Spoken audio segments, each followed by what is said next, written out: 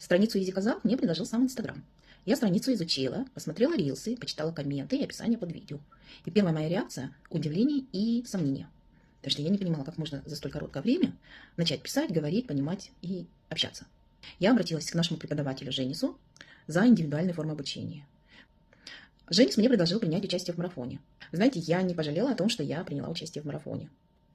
Это действительно, обучение проходит очень интересно. Подача материала, она простая, она легко воспринимается. И мы действительно после первого урока стали говорить, писать, понимать и отвечать на заданные вопросы. Больше всего мне, знаете, что нравилось? Наши говорилки. Ну, это я так называю. Вообще, это практические занятия. Вот там, помимо того, что познавательно, потому что мы все, это действительно марафон, мы все на перегонки писали ответы, мы еще успевали там что-то комментировать, друг друга ответы. При всем при этом, если, допустим, мы видели свою ошибку или друг у друга, то мы все запоминали и, как говорится, в своем уже правописании мы ее исправляли. И вообще сама атмосфера на этом марафоне очень доброжелательна была.